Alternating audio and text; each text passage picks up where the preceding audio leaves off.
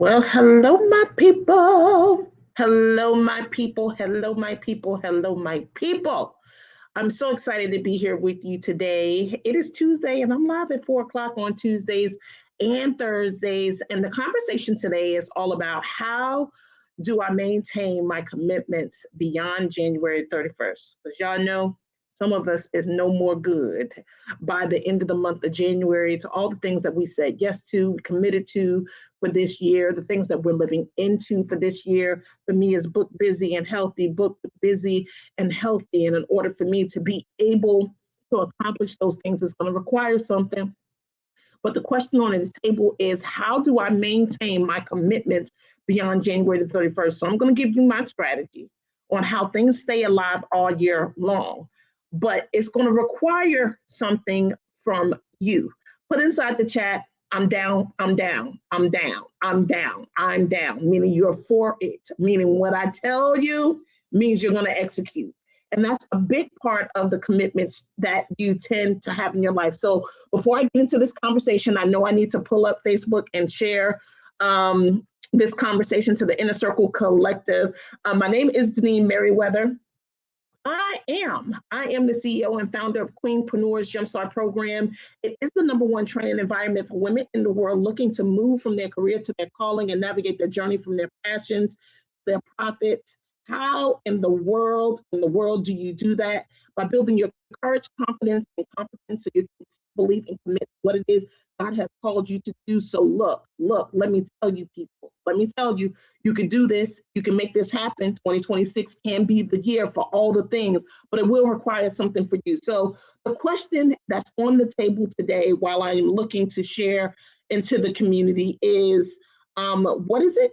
What is it that you're going to have to do to be able to still maintain the commitments that you have in your life for 2026 past January the 31st? So the first thing that I want to say is it's going to require some mental fortitude. Put that inside of the chat, mental fortitude. So what do I mean by mental fortitude?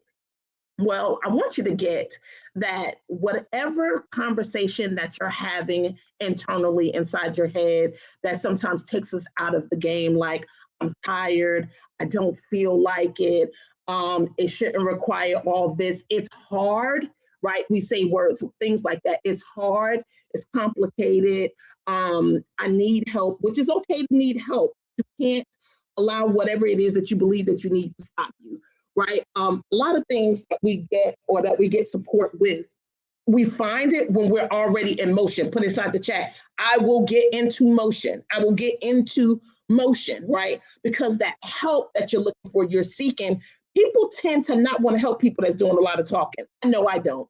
And a lot of people don't do it. So when people ask you after you share with them what it is that you're up to, and they say, so what is it that you've already tried? Or what is it that you're already doing? And you're like, well, I haven't started yet because I don't know what to do. That's a flag. That's a red flag for them to be like, oh, no, they ain't serious about this. Because at least you would have tried something and maybe it didn't work.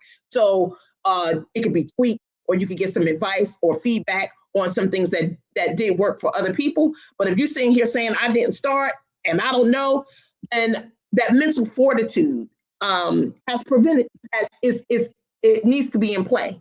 Like it is something that's preventing you from taking action that there is to take in order for you to be able to maintain those commitments. So another thing, besides mental fortitude, is accountability, right? Accountability versus support. And for those of you who've hung out with me for any time past a month, know this strong conversation or distinction that I have between accountability and support, which is something that I learned a long time ago. And I think that it'd be helpful for you. So accountability, real accountability requires you to honor what it is that you said and they hold your feet to the fire.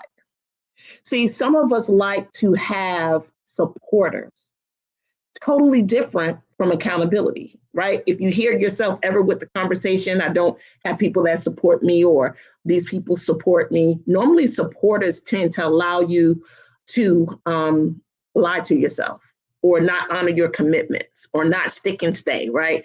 They're like, okay, you did your best, way to go. try again next time, you'll do better next time. Whatever those conversations may be, supporters do that. Accountability partners ask you, when you show up to a place late and you didn't honor your word, they receive whatever you repair, right? But they also ask you the question, okay, I get that today you weren't able to honor your word to be here by this time. What is it that you're going to put in place that's not going to allow this thing to happen again? See, that's accountability.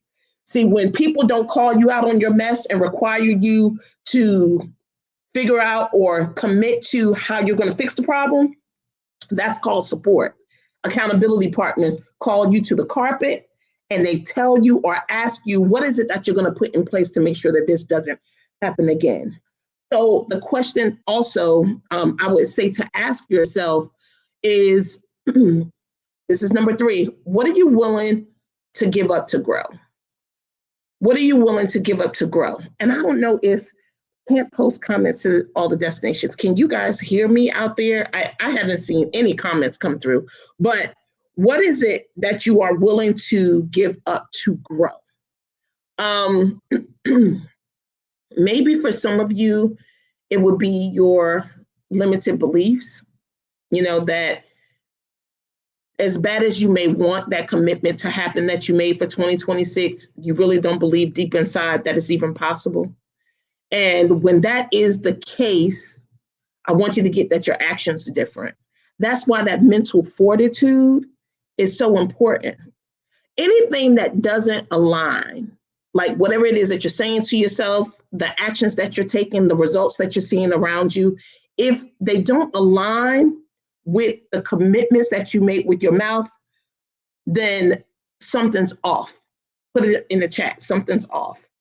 So when you say that you want to lose the 100 pounds for the year, but in your refrigerator, your cabinet, you have Hodos, Bobos, chocolate, potato chips, all those things, it don't align with what it is that you're saying internally. But then you'll be disappointed that you haven't been able to reach your goal when in fact, you haven't been doing everything that it requires in order for the results to show up. That's all I'm saying. So what is it that you're willing to let go of in order to grab? Okay, something's off. All right, Mommy Harriet, I see that you're out here. Thanks so much for being here. All right. So the last thing that I wanna say in reference to the change that you want to see in your life. Now, we've also had this conversation about lipstick on a pig, and yes, the lipstick is popping, and I know, and I sure don't feel like I'm a pig, okay? But I want you to get that change is lipstick on a pig. It's not what you're after. You're after transformation. And again, it's dealing with that mental fortitude. It's dealing with the conversations that you're having in your head. But if you don't first know the context from which you are living from, right? Like the things that you stand in and talk about. Like, let me just share something with you in reference to this battle that I've had all my life with my weight, right? I do not have a powerful context around weight. And it all started from being picked on in grammar school and family members calling me fat or chunky or thick or whatever. So when you stand in that context and you don't believe that you are beautiful or your body is okay just the way it is, you live from a disempowering context that make you move like you don't love your body, that makes you dress like you don't love your body. But when you change your mind, transform your mind, you get to embrace where you are in the present. You're still not longing for the body that you had in high school. A lot of us are almost 50 years old or past 50. Some of this, your body may not even be able to do some of the things that it once could do. And it's okay. It doesn't mean that you still can't look a certain way or can achieve something other than what it is that you have right now. But the longer it takes for you to embrace where you are and what the body is right now, the self-love, the embracing yourself, loving on yourself, stepping out, dressing your best, doing your makeup every day, getting your hair done, going to the spa, walking in your high heel shoes that you still got about 50 pairs, and people keep trying to tell you you don't need to walk. Somebody told me the other night that I need to give all my heels away, that after the pandemic, we don't walk in heels no more. I was like, what? Are you crazy? Every time I go to church in North Carolina, I got a pair of heels on. Now, it may not be for a long time, but I promise you, I'm not giving away none of my heels. And mind you, my heels are in heels anyway. I don't do no 3 inches, no. Like, I know 3 inches and support everything that I got going on over here, baby. So I don't even play myself like that. Change comes from the context that you have in your head. You best believe it, Mommy Harriet. And I don't know that people understand that how they're moving all the time is based on something that's going on up here. And if you don't get that it's not the truth, and that is a story, and that you made it up, not that you didn't experience, right? Being, I don't want to say picked on, like at a young age about my size and my weight really happened. Like, it's not a lie, it really happened. But is it happening right now? Is it happening right now? And a lot of times, if you were to ask other people how they saw you, your body, your appearance, people tell me I'm beautiful all the time. People say, oh, Janine, you dress so nice, or you look so good, or, I like this, I like that. So what bumps up against all the compliments and all the views that other people have or that may express to me is a belief that I have about myself.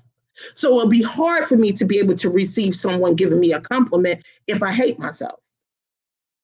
Just like my body. Don't like my clothes. Can't stand my face. Do you get what I'm saying? So no matter what people say, it'll be hard for you to be able to receive it. And all I'm saying is you got to be able to have that mental fortitude to deal with all the things that is and all the things that it's not. And be okay with it. And no complaints. And love yourself regardless. So this is how you can maintain these commitments that you have past January the 31st, because some of us drop them like a hot potato. Get that mental fortitude together. Get some accountability in your life versus support. Figure out what it is that you're willing to let go of so you can grow.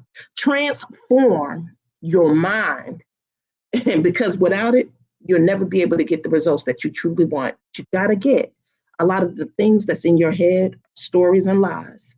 And anytime that you decide to change the narrative, the results that you've been seeking will show up in your life.